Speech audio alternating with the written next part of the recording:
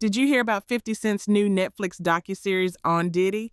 It's like a front row seat to the drama of hip hop royalty.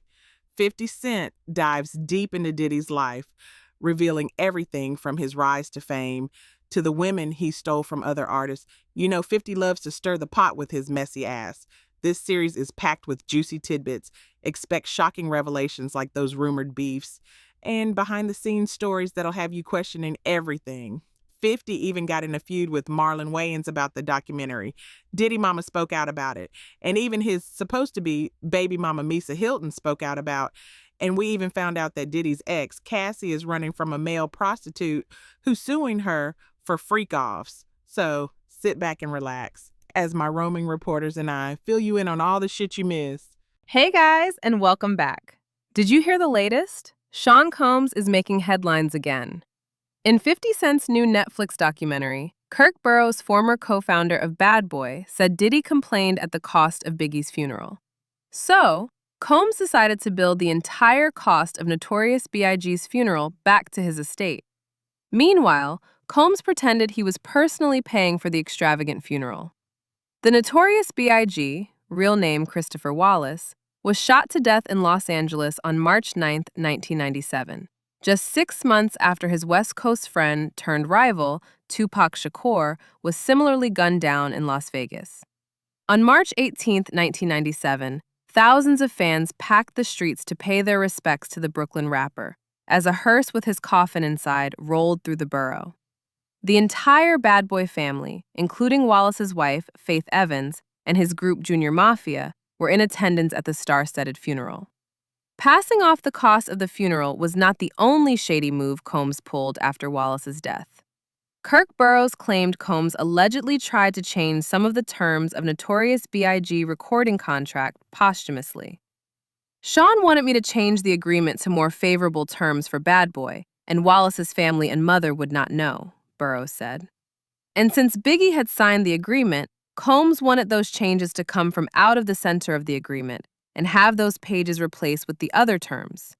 I said, that's not right. I'm not doing it.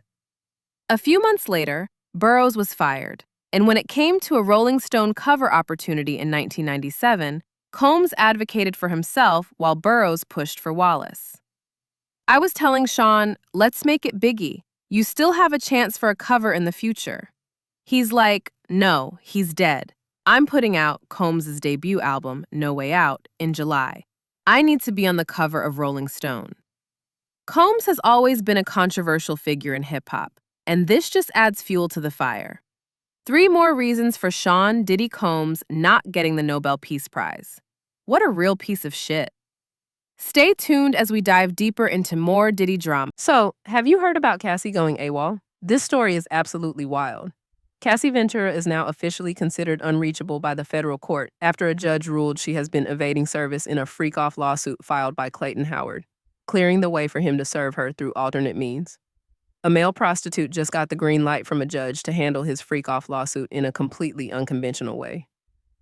With no physical location confirmed, the judge agreed that alternate service was the only practical option and authorized Howard to send the summons, complaint, and order by email to Wigdor and attorney Meredith Firetog, with instructions to forward the documents.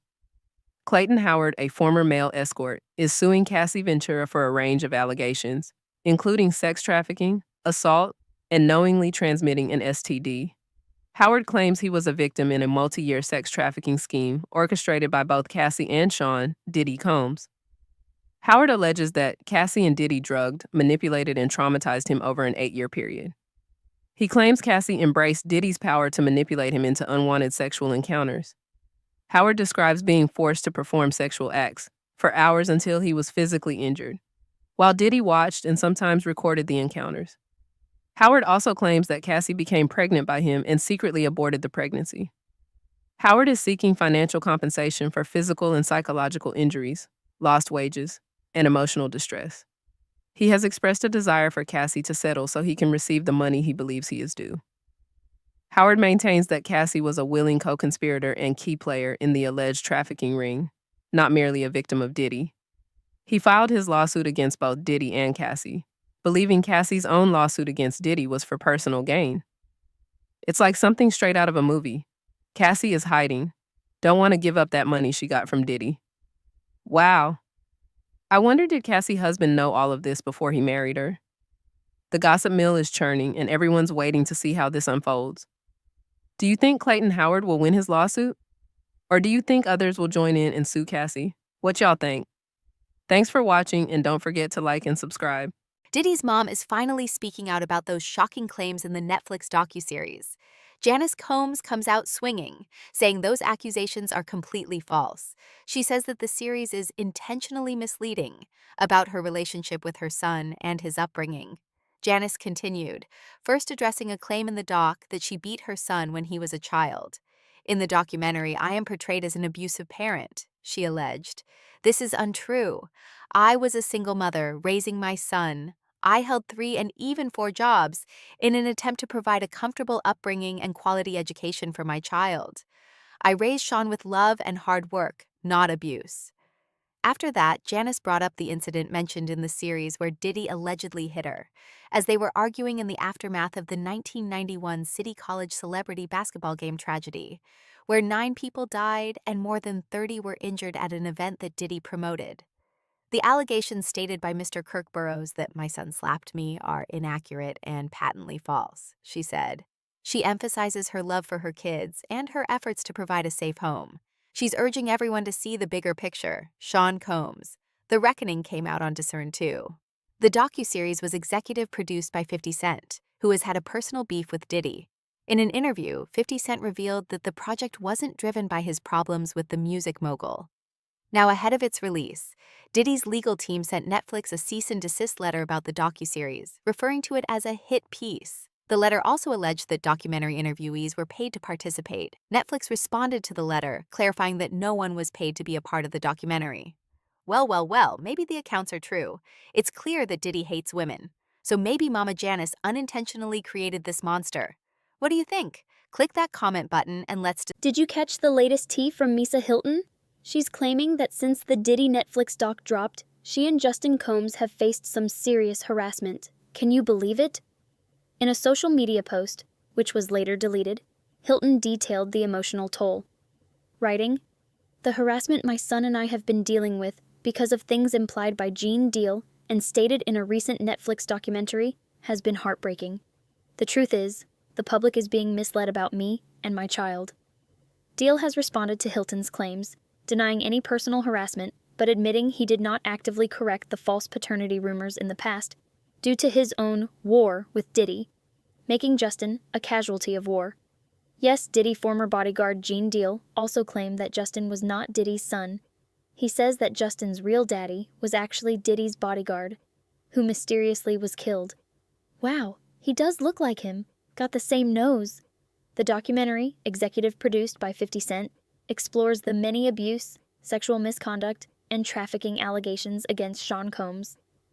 While Hilton did not appear in the documentary, it mentions disturbing allegations from others that Combs was physically abusive toward his partners, and the ensuing public commentary has fueled online scrutiny and harassment directed at Hilton and her son. She urged the public to use critical thinking and stop believing rehashed stories, emphasizing that she and Justin have been dragged into a cruel game built on rumors and agendas. Misa's been in the game for years. She know everybody ain't lying on her. They used Diddy for the money and the fame, and he used and abused them. It's wild how fame can come with such a heavy price. Too heavy for me. What do you think? Well, I think Diddy whooped that ass like he did Kim, Cassie, and the rest of them. Drop your thoughts in the comments. Marlon Wayans and 50 Cent are at it again, and this time, the shade is thicker than ever. The feud between Marlon Wayans and 50 Cent has escalated through public social media jabs and interviews, stemming from Wayans' comments regarding 50 Cent's executive production of the Netflix docuseries Sean Combs' The Reckoning. The dispute began after Marlon Wayans, in a radio interview, suggested that 50 Cent was kicking a man when he's down by producing a documentary about Diddy's legal troubles due to their long-standing personal beef. Marlon warned of karma and questioned the narrative created by the documentary due to the 50's personal involvement with Diddy. 50 Cent quickly responded to Wayans' comments on Instagram with a photo of Wayans in character from the film White Chicks captioned, "Keep my name out your mouth, boy." The back and forth escalated into a social media meme war. With a series of posts, Marlon Wayans posted an AI-generated image of 50 Cent and Diddy in a hot tub, attempting to use humor to correct the narrative. He also shared an edited movie poster of 12 Years a Slave with 50 Cent's face on the lead character. In a more recent post, Wayans criticized 50 Cent's appearance, saying his suit button is struggling to keep you fit, fat, in the suit. Ouch! That hurts. 50 Cent fired back by sharing photos of Wayans from a Pride-themed photo shoot, clarifying that the hot tub photo was AI and implying Wayans had his own vibe. He also posted a video clip of Wayans discussing attending Diddy's parties in the past. Amid the escalating exchange, Marlon Wayans posted a video message to clarify that his comments were not meant to defend Diddy or condone any abuse, but rather to critique the creation of a potentially biased narrative and warn about karma. He emphasized that he was dragged into the feud and encourages people to use their freedom of thought. This feud is like a comedy roast in real time. Fans are buzzing, waiting for the next shot. Will they bury the hatchet or escalate things even further? One thing's for sure, this drama is heating up. Stay tuned, because you won't want to miss what happens next. Comment below with your thoughts on 50 Cent just dropped a bombshell on Sherry Shepherd's show. In a recent appearance on The Sherry Show, 50 Cent confirmed he has over 140 hours of unreleased Diddy footage that did not make the final cut of his Netflix documentary, Sean Combs: The Reckoning. He also revealed that the footage collection includes details about Diddy having a child with a woman who previously dated Tupac Shakur. 50 Cent, Curtis Jackson, mentioned that only 4 episodes were made for the Netflix series, so he had to pick and choose things, leaving a large amount of footage unused. When asked if there would be a second season of the documentary, he joked that he might just release the extra footage on YouTube. Jackson specifically mentioned that some of the omitted content includes information about Sean Combs' personal life, such as dating people who were previously involved with others. He stated he has a baby by a woman who was dating Tupac. That's one thing we found out about Diddy, is that he's a come-behind ninja. While Jackson did not name the woman during the on-air interview, reports have confirmed the individual is Sarah Chapman. Chapman reportedly dated Tupac for several months in 1995 and later had a daughter, Chance Combs, with Diddy in 2006. The footage was reportedly filmed by a documentarian hired by Diddy to cover his life and legal issues, but was leaked by a third party. Diddy's legal team has called the footage stolen and the documentary a shameful hit piece, sending a cease and desist letter to Netflix, which the streaming service ignore, and it could shake up the hip-hop world. This revelation could change everything. Imagine the drama that could unfold. With 50 stirring the pot, this is just the tip of the iceberg. With his messy ass, fans are dying to see that footage. It's gonna spark some serious conversations. What do you think? Is this the tea we've all been waiting for? 50 Cent and Diddy drama continues. Thanks for